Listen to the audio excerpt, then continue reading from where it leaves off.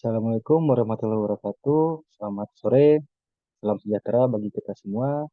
Perkenalkan, nama saya Reza Fayakun dari program studi Logistik Bisnis Universitas Logistik dan Bisnis Internasional. Pada PDD UKT-PT kali ini, saya akan menjelaskan mengenai rencana pembelajaran semester manajemen persediaan, yaitu salah satu mata kuliah yang saya ampuh di program studi Logistik Bisnis di Universitas Logistik dan Bisnis Internasional. Baik, pada penjelasan kali ini, saya akan menjelaskan mengenai deskripsi mata kuliah, yaitu mengenai penjelasan atau definisi dari mata kuliah manajemen presiden itu sendiri, delivery, yaitu capaian pembelajaran mata kuliah dan sub capaian pembelajaran mata kuliah dan juga materi pembelajaran, serta interaction atau metode pembelajaran, assessment, yaitu sistem penilaian, dan juga rekaman video pembelajaran. Nah, untuk deskripsi mata kuliah dari manajemen persediaan, dengan kode mata kuliah LB4101 ini dilakukan pada semester ganjil tingkat 2 September sampai Maret dengan bobot 3 SKS.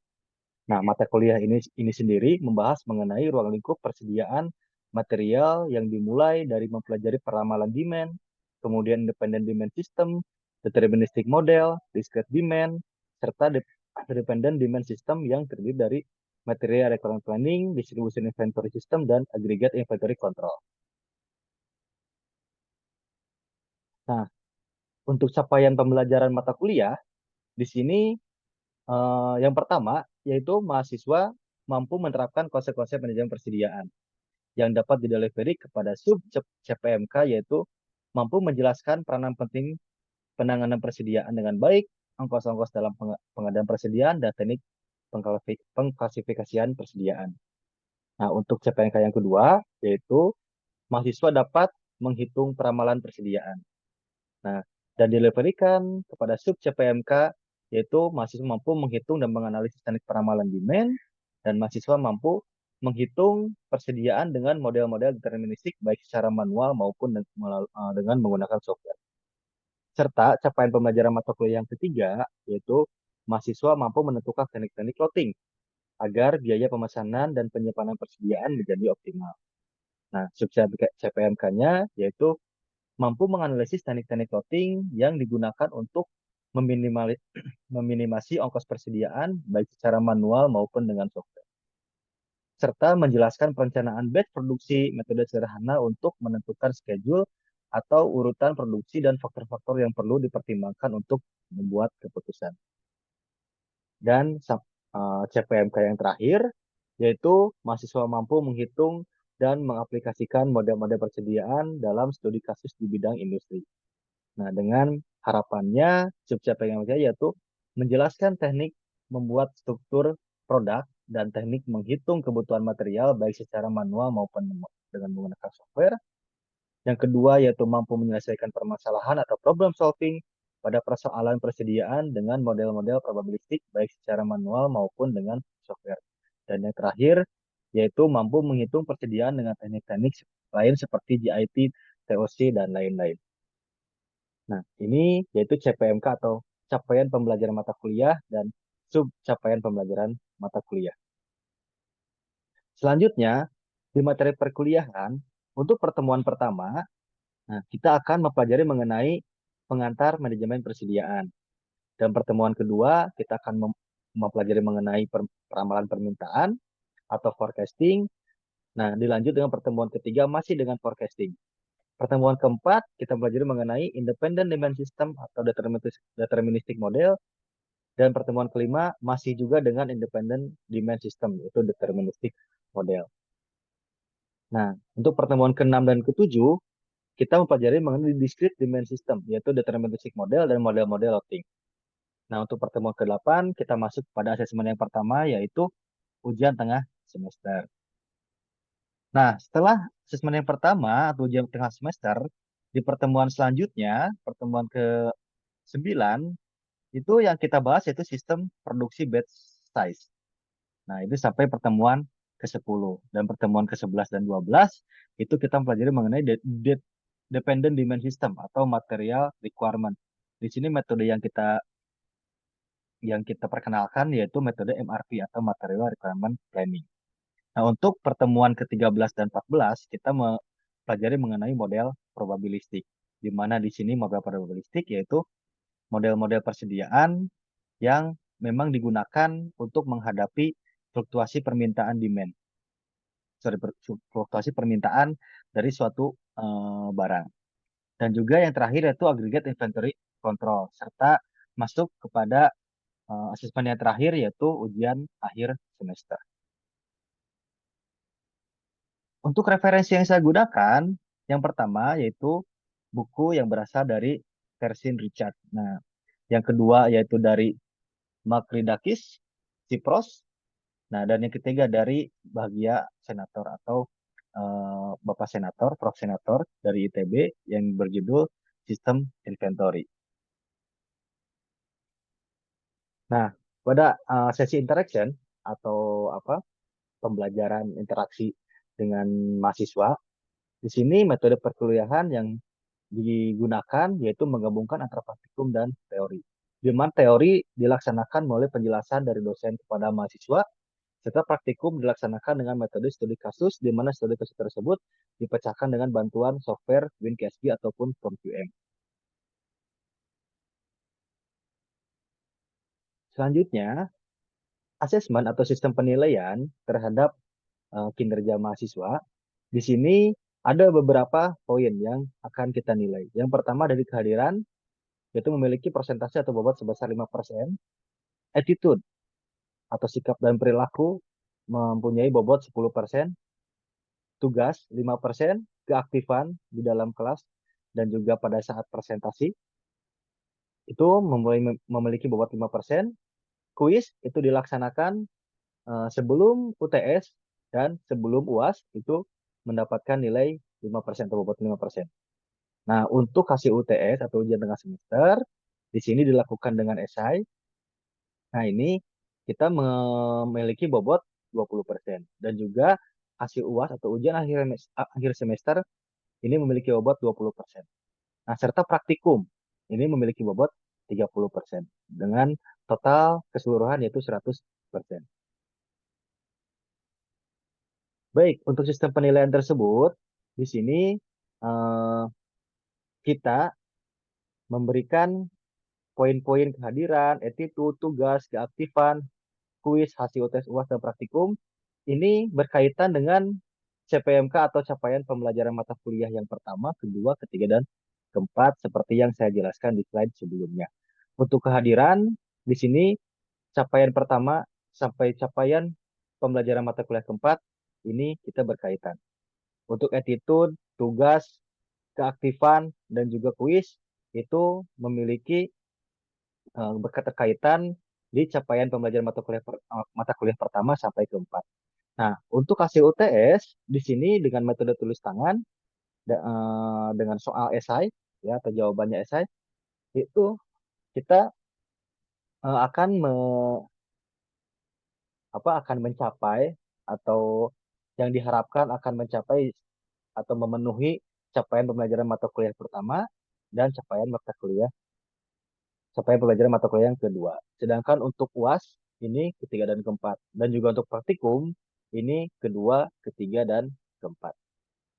Nah, untuk hasil penilaian mahasiswa dapat dilihat di Sistem Informasi Pendidikan Universitas Logistik dan Bisnis Internasional.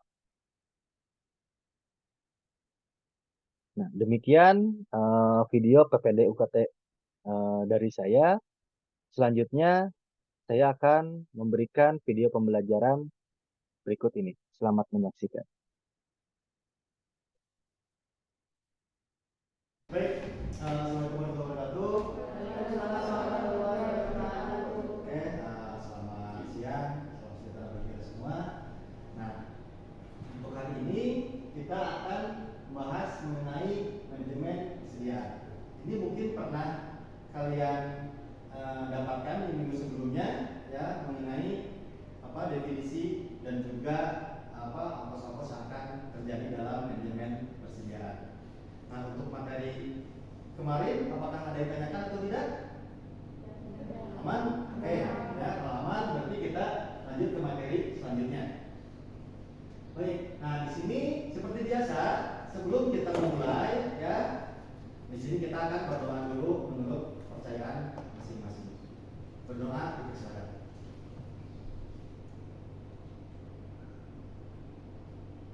Ya, berdoa selesai. Nah, seperti biasa saya akan mengingatkan pada Anda ya secara terus-menerus mengenai aturan perkuliahan ya, karena ini memang penting untuk menjaga agar suasana belajar kita tuh nyaman ya. Contoh misalkan di sini kronologi keterlambatan ini 10 menit ya, jadi setelah saya masuk ya jam perkuliahan dimulai, nah Anda diberikan waktu 10 menit untuk bisa masuk ke kelas ini ya. Nah juga di sini tidak ada perbaikan nilai sudah nilai diumumkan. Jadi kalau misalkan setelah 14 kali pertemuan, setelah Anda mengikuti UAS ya dan nilainya keluar ya berbentuk angka bentuk A, B, C, D dan seterusnya ya, ini tidak ada nilai perbaikan. Bukan misalkan apa Pak, misalkan contoh Pak kenapa nilai saya D gitu kan. Nah terus saya minta tugas Pak untuk apa memperbaiki nilainya, ini sudah tidak bisa. Kenapa? Karena nilai tersebut sudah gabungan dari kumulatif dari nilai kehadiran, sikap, terus apa nilai tugas, kuis, praktikum, ya, dan juga UTS dan UAS. Itu sudah gabungan semuanya. Nah, jadi sebisa mungkin di setiap komponen itu Anda harus memiliki nilai yang maksimal, ya. Dan juga di sini selama program berjalan, alat komunikasi harap dalam keadaan silent. Jadi jangan sampai pada saat program dimulai ada bunyi Shopee. Nah, ya itu kan mengganggu ya sebetulnya ya. Nah, gitu. Mendinglah kalau suara ringtone ya, telepon atau apa ini bunyinya seperti itu, ya. Nah, itu kalau bisa di silent dulu, ya. Nah, handphone bisa digunakan apabila misalkan pada saat sesi misalkan untuk browsing tugas atau misalkan kita untuk mencari referensi lain, ya. Nah, di sini seperti biasa sistem penilaian, ya, ada kehadiran 5%. Jadi kalau kalian hadir terus di kuliah ini selama 14 kali pertemuan itu mendapatkan bobot 5% dari keseluruhan, ya. Nah, dari 100 nilai 100 Anda dapat 5 nih. Kalau 14 kali pertemuan Anda hadir terus. Attitude, ya, sikap, perilaku 10%, tugas di sini 5%, keaktifan di sini, ya, apalagi kalau Anda terjun ke IC, ya, istilah voting, istilah working proses itu selalu kita terapkan. Nah, di sini apa yang akan kita pelajari sekarang, yaitu pengertian persediaan, jenis-jenis persediaan, mengapa persediaan itu muncul, fungsi persediaan dan biaya-biaya dalam persediaan, ya. Nah, tujuannya ya untuk apa saat ini Anda mempelajari mengenai pengertian persediaan, biaya-biaya dan seterusnya. Ini sampai pembelajarannya atau saya harapkan ya setelah perkuliahan ini saya harapkan Anda tuh mengerti atau bisa menjelaskan peranan penting penanganan persediaan dengan baik. Ongkos-ongkos dalam pengadaan persediaan dan ini pengklasifikasian persediaan. Ini saya harapkan Anda bisa ya menjelaskan ini semua setelah perkuliahan ini selesai. Nah, ini disebut dengan capaian pembelajaran. Ya, capaian pembelajaran ini muncul di setiap pertemuan ya untuk mendukung profil lulusan ya atau capaian pembelajaran mata kuliah ini seperti ini. Jadi saya harapkan ya Anda lulus itu menjadi salah satunya yaitu menjadi supervisor di PPIC atau Planning Production Inventory Control yang memang dia mengontrol seluruh persediaan di bidang manufaktur ya. Atau misalkan di bidang logistik lainnya karena memang kita berada di logistik. Nah, apa yang dimaksud dengan persediaan? Nah, di sini kita bisa lihat gudang. Ada yang bilang manajemen pergudangan dengan manajemen persediaan berkaitan. Ya, tetapi apa sih bedanya? Ya, yang kita pelajari manajemen pergudangan dan manajemen persediaan. Gudang itu tempat penyimpanannya. Tempat menyimpan apa? Persediaan. Ya kan? Dan tempat menghandling ya atau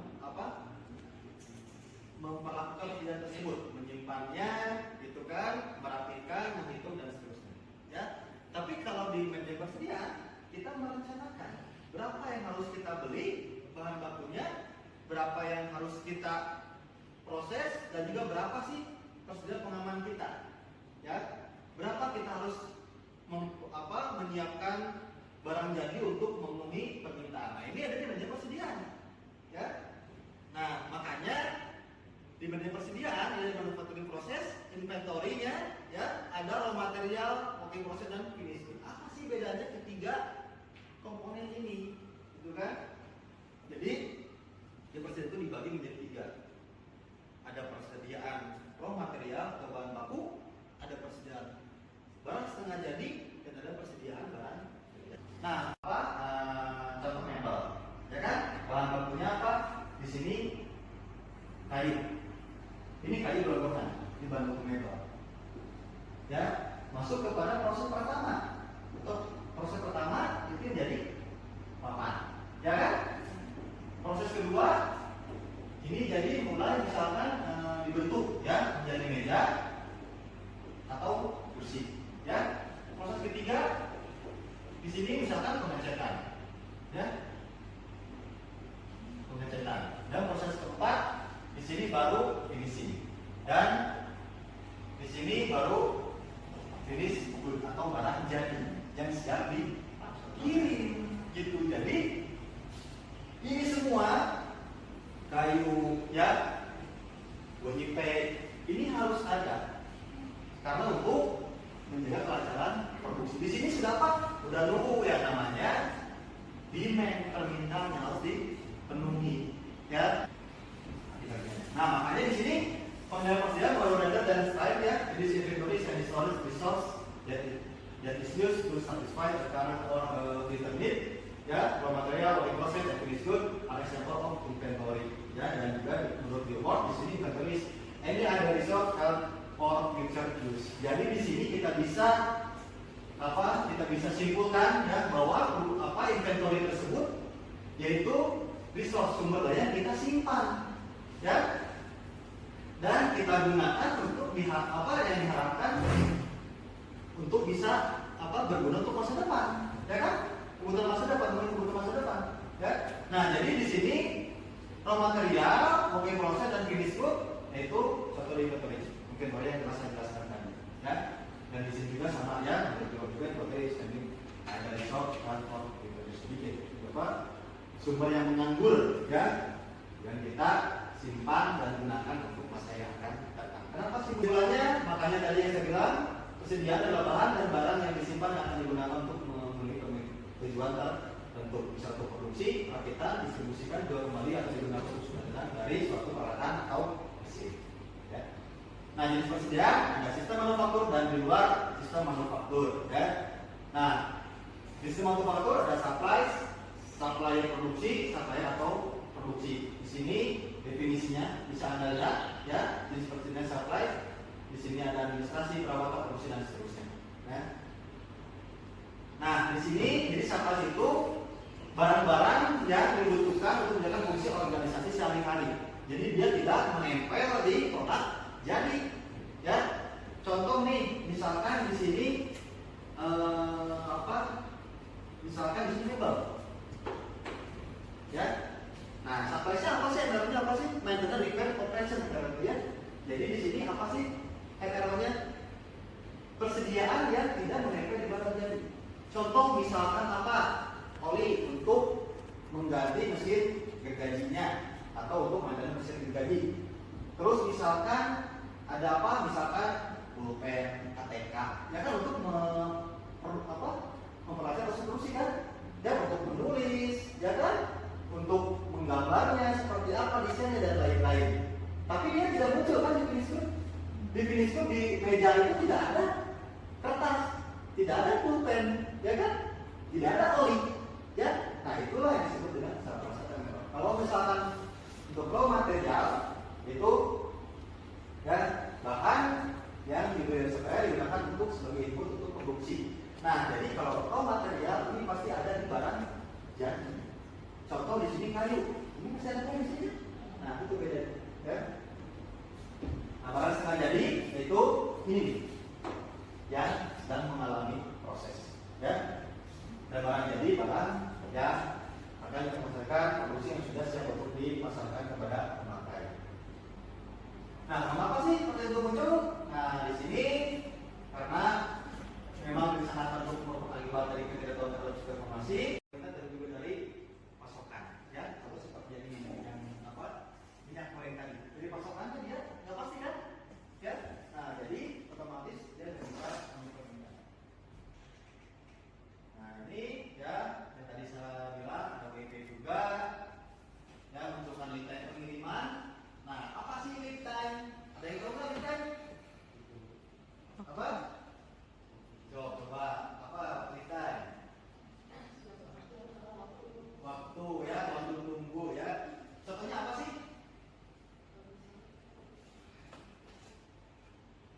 Coba silakan.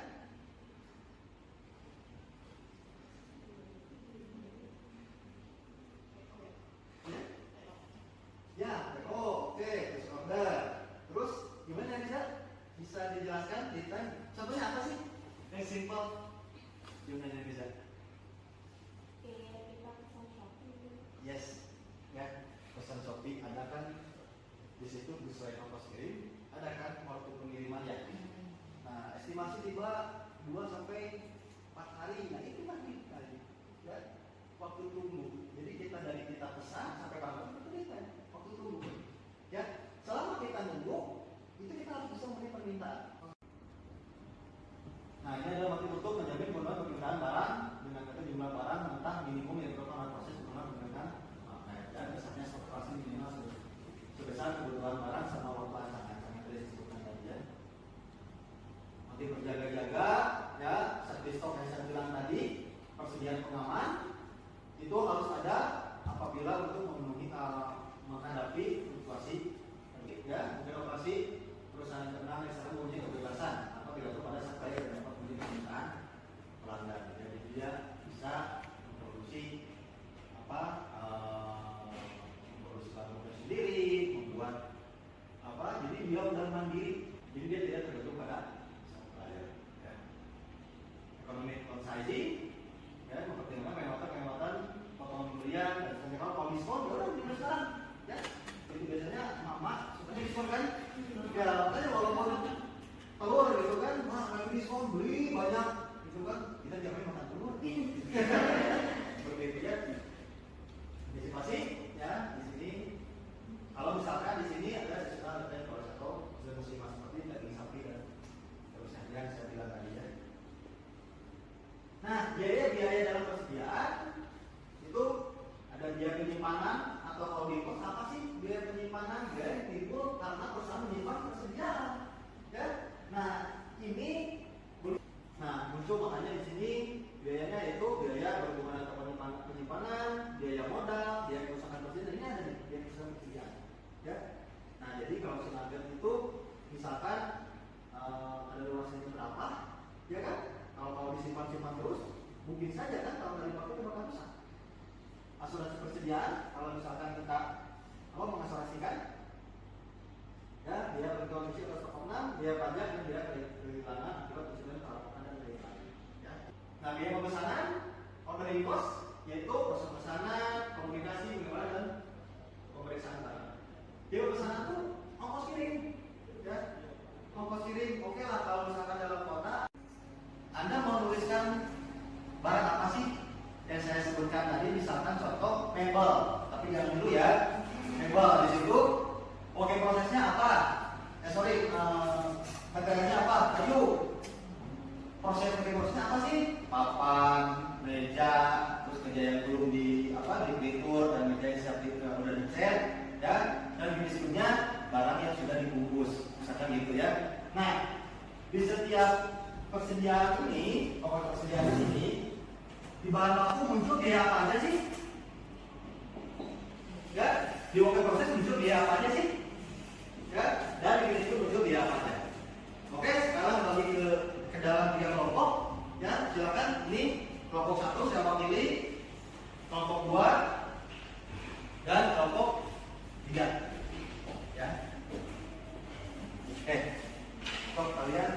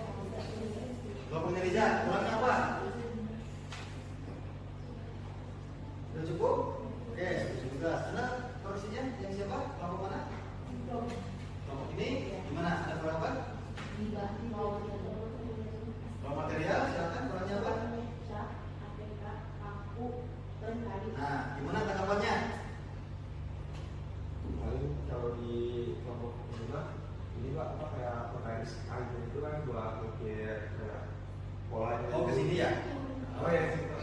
Ah. Paling untuk garisnya aja kan. Nah, oke, konfirmasi yang tadi. Ya, nah ini Anda bisa saling koreksi ya di setiap kelompok kekurangannya apa. Nah, nanti Anda bisa diskusikan ya. Nah, dan juga nanti mengacu kepada teori yang telah saya sampaikan. Baik, terima kasih atas atensinya, atas kehadirannya. Kuliah ini kita akhiri. Wassalamualaikum warahmatullahi wabarakatuh. Waalaikumsalam.